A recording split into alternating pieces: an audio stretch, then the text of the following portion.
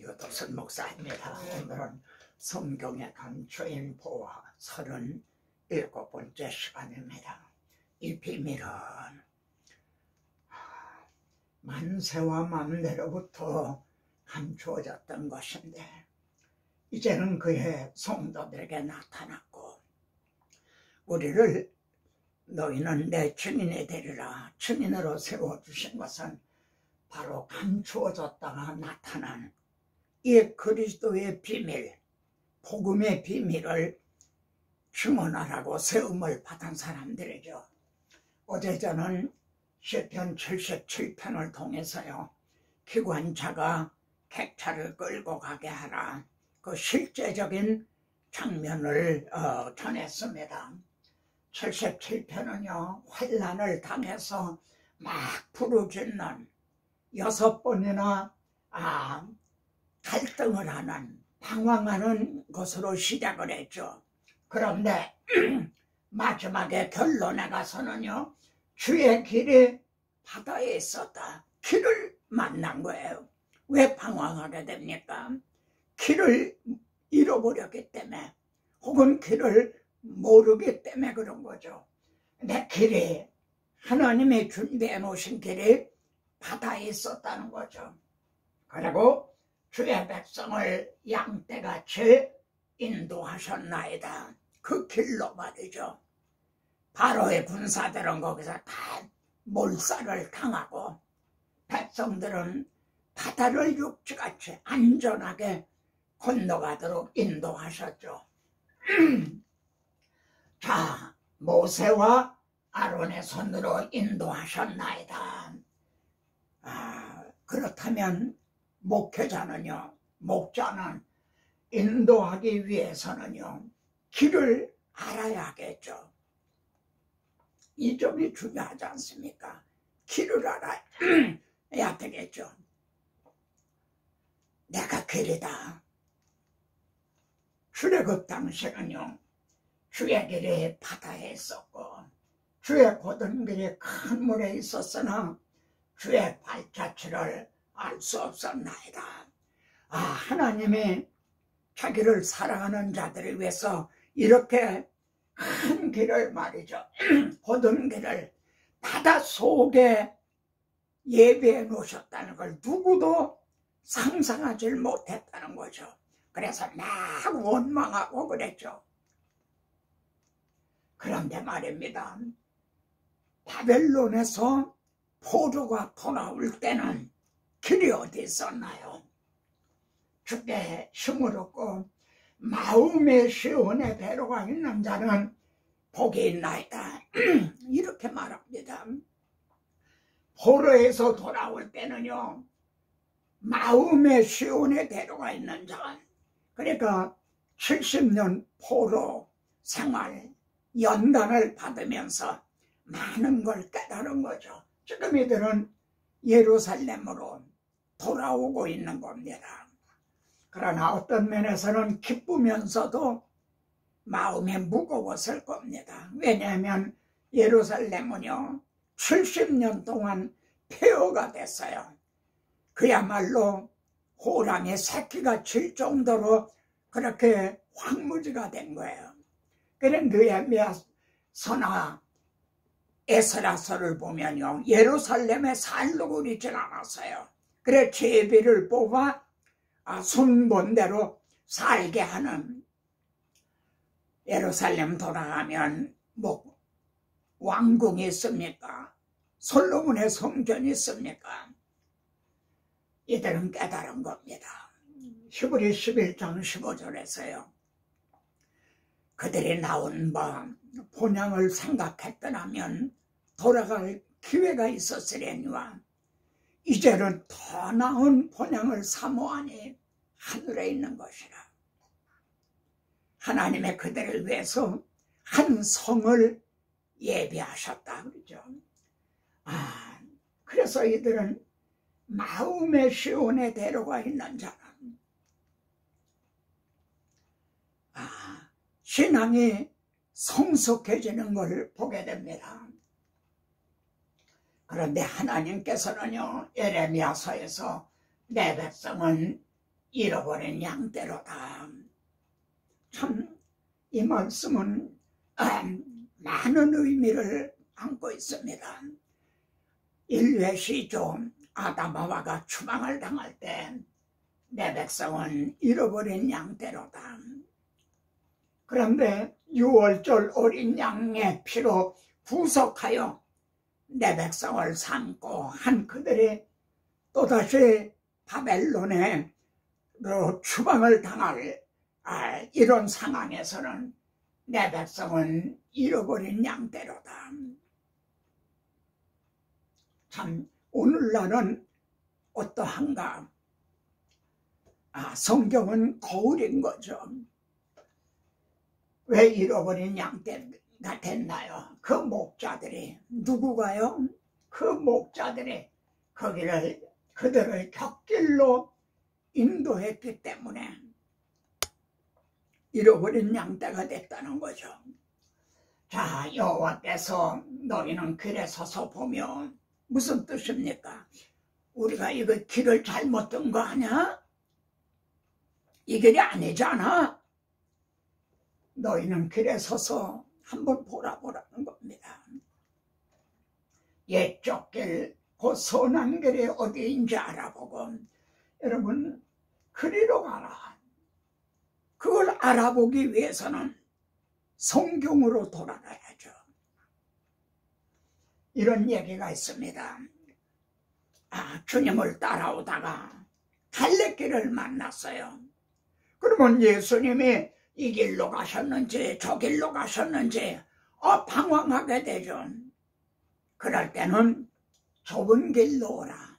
그러면 나를 만날 것이라. 물은 내 백성은 나를 잊고 허무한 것에 분향하거니와 여기 나를 잊고 잊어버렸다는 게 문자적으로는 하나님을 잊어버렸다는 거죠. 그런데 그들은 하나님께 계속 상본제를 드렸어요. 허무한 것에 분향하거니와 우상 숭배를 했다. 이런 맥락에서 보면요, 메시아 언약을 잊어버렸다는 것이 되는 거죠. 그래서 곁길로 인도한 거죠. 이러한 것들은 옛길에서 넘어지게 하며 곁길, 곧 닿지 아니한 길로 행하게 하여 누가 그랬다는 겁니까? 그 목자들이 그들을 곁길로 인도했다는 거죠.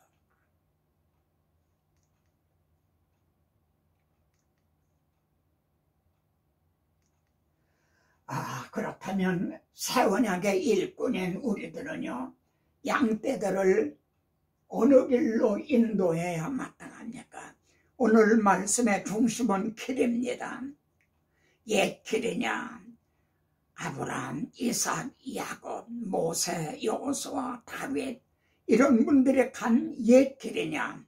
아니면 새로 곁길 닦지 아니한 곁길이냐? 이게 오늘 말씀의 주제입니다.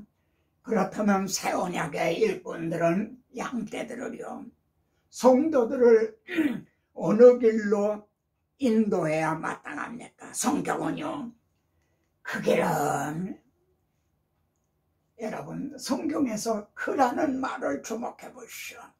그 아무 길이나 여기도 있고 저기도 있고 한 게 아니면 그 길, 정관사가 있어요. 하나님께서 모세에게 반석을 치라 할 때도 그 반석을 치라, 그 반석. 바벨론에서 돌아와서 이제 본제단을 세웠을 때도 그 터에 세우고, 여러분 종교다원주의들이 말하던 구원은 여기도 있고 저기도 있는 게 아닙니다. 오직 유일한 그 터에, 그 길은 어딥니까? 우리를 위하여 휘장 가운데를 열어놓으신 새로운 길이요.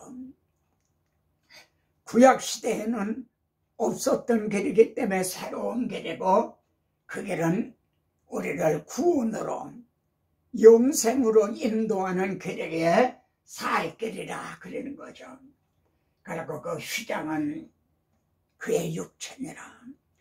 주님이 우리들의 죄값은 사망이라 한 대신 죽으심으로 죄로 말미암아 막혔던 휘장을 열어주신 그 길은 우리는 성도들을 이 길로 인도해야 하는 거죠. 베드로도요, 그리스도께서도 죄를 위하여 대신 죽어주셨다. 왜 그런가요? 이는 우리를 하나님 앞으로 인도하려 하심이라.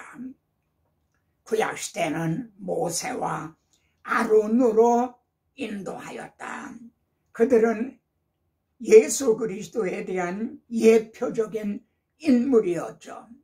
우리 주님이 참 대제사장이 되셨어요. 양이나 송아지가 아닌 자신을 제물로 드림으로 이를 열어주셨죠. 우리를 하나님 앞으로 인도하시기 위해서요. 내가 길이다. 나로 말미암지 않고는 아버지께로 올 자가 없다. 내 마태복음 15장, 마태복음 23장에 보세요. 우리는 성도들을 이 길로 인도해야 되는 거죠.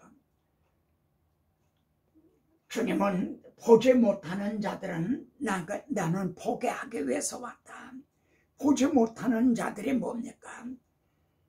하나님이여, 나는 죄인으로서이다. 자기가 죄인인 걸 깨달은 자, 이들은 보게 하기 위해서. 그리고 보는 자들은 나는 율법으로 흠이 없는 자로다 하는 자들은 맹인이 되게 하기 위해서 왔다. 그러니까 당시 바리새인들 이들은요, 우리도 맹인인가? 비웃는 그런 말이죠. 목자의 치명적인 병이 뭡니까? 맹인이 인도하면 둘이 다 구덩텅이에 빠지게 된다. 화 있을진저 너희 맹인된 자들이야. 이게 치명적인 병입니다.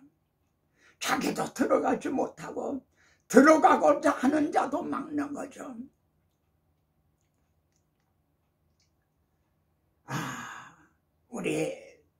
우리도 맹인인가? 저렇게 유목사 저렇게 설교하니 우리도 그럼 맹인 취급하는 거 아닌가? 그렇게 생각하실 겁니까? 아니면은 내 눈을 열어 주의 법에 기이한 것을 보게 하소서. 하나님의 발 아래 앉아 이렇게 간구할 것입니까? 제자들, 우리의 영안은 어떤 상태인가? 이 장면이 도움이 될 겁니다. 주님께서요, 바리새인들의 누룩을 주의하라 그러셨어요. 그러니까 제자들이 예수님 어떻게 하셨지? 우리들이 이 빵을 가지고 오지 않은 거 이걸 어떻게 하셨지? 제자들은 그렇게 생각을 했어요. 그러니까 주님은요, 예수께서 너희가 어찌 떡이 없으므로 수군거리느냐? 아직도 알지 못하며 깨닫지 못하느냐? 너의 마음이 둔하냐? 이게 제자들의 영적인 상태. 오늘 우리들의 상태는 아닌가요? 너의 마음이 아직도 알지 못하고 아직도 깨닫지 못하고 이렇게 둔하냐? 이런 문맥에서요, 맹인이 등장합니다. 주님이 안수하셔서 고쳐주셨어요. 그랬더니 맹인이 말해요. 사람들이 보이나이다. 나무 같은 것들이 걸은 것을 보나이다. 여러분, 이 사람은 지금 보는 겁니까? 보지 못하는 겁니까? 우리들은 지금 영안이 열려서 보는 겁니까? 보지 못하는 겁니까? 희미한 거죠. 주님이 다시 안수하셨어요. 이에 그 눈에 다시 안수하심에 밝히 보는지라. 그러면 예수님이 안수하시는데 좀 실수를 하신 건가요? 왜 한 번 안수해서는 밝히 보지를 못하고 다시 안수하시니까 밝히 보게 됐나요? 이런 문맥, 이 점을 통해 제자들의 영적 상태, 오늘 우리들의 영적 상태가 어떤가를 깨닫기를 원하시는 건 아닌가요? 계시록에서는요, 너를 권하노니 내게서 안약을 사서 눈에 발라 보게 하라. 그 안약이 내게 있다는 거죠. 우리들의 노력으로, 우리가 힘쓰므로가 아니라 내게 있다. 내게 와서 흰옷을 사서 입어 벌거벗은 수치를 가리우고 안약을 사서 보게 하라. 문제 해답은 예수 그리스도입니다. 주님이 문이시고 주님이 길이십니다. 나로 말미암지 않고는 아버지께로 올 자가 없다가 제자들이 우리들은 양떼들을 어느 길로 인도해야 마땅한가요? 성경에는요, 많은 길이 있는 게 아닙니다. 의인들의 길과 악인들의 길, 두 길이 있을 뿐이죠. 의인들의 길은 여호와께서 인정하시나 악인들의 길은 망하리로다. 마지막이 다릅니다. 그러면 구약의 역사서는 무엇을 말해주고 있는가요? 다윗의 길로 갔느냐, 여로보암의 길로 가느냐. 여러분, 구약시대 모든 왕, 제사장, 선지자들, 모든 백성들은 두 길 중 어느 길로 갔는가? 그들은 금송아지를 만든 여로보암의 길로 가다가 결국 멸망을 당했죠. 교회상, 신약교회의 모든 목회자, 모든 성도들도요, 두 길 중에 어느 한 길을 가고 있는 게 아닙니다. 중간은 없습니다. 그러면 오늘의 곁길은 무엇인가요? 너무 많아요. 오늘의 곁길은 너무 많아요. 그래서 정말 혼란스러워요. 종교다원주의로부터 예수님의 하나님의 아들이라는 신성을 부인하는 것부터요. 그리고 오늘의 설교가 복음을 부끄러워해서인지요, 인문학으로 변하고 자기개발로 변하고 심리학으로 변하고 축복으로 변하고, 곁길이 너무 많은 거죠. 누가 철학과, 여러분 골로새 교회, 여기는 헬라 문화권에 속해 있어요. 소크라테스나 플라톤이나 아리스토텔레스 같은 철학적인 설교를 한다. 오늘날 철학적인 설교를 보세요. 고상하고요. 근데 십자가 복음을 전해보세요. 전 목사님은 아주 무식하다, 미련하다 그러죠. 그러나 바울은 그의 헛된 속임수다. 너희를 사로잡는 거다. 그건 세상의 초등학문이다. 그리스도를 아는 지식의 가장 고상함을 나는 이걸 깨달았다. 그건 세상의 초등학문이다. 이것으로 너희를 사로잡을까 주의해라. 그건 그리스도를 따름이 아니라, 그러면 뭡니까? 그게 곁길인 거죠. 내가 사람들을 좋게 하냐? 그러면 난 그리스도의 종이 아니라 그게 곁길인 거죠. 오늘날 모든 성도, 모든 설교자 두 길 중 어느 한 길을 가고 있는 거죠. 동역자 여러분, 주님은 일어나라, 함께 가자 그러십니다. 우리 함께 가십시다. 옛날 길로요. 복음으로, 이제 십자가 복음으로, 성경으로, 말씀을 가지고 하나님께로 함께 가십시다.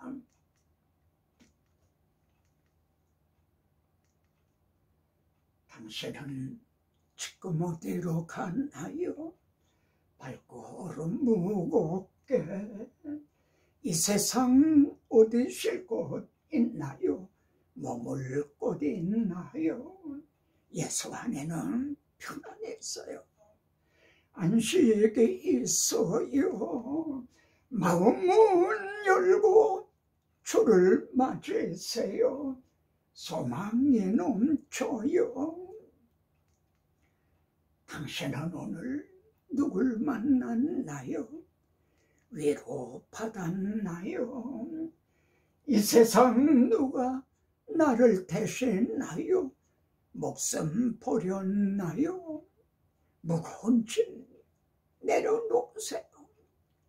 예수 믿고서 십자가 복음 믿는 자마다 구원으로 얻어요. 예수 믿으세요. 예수님 전하십시다. 예수 믿으세요. 예수 믿으세요. 아멘.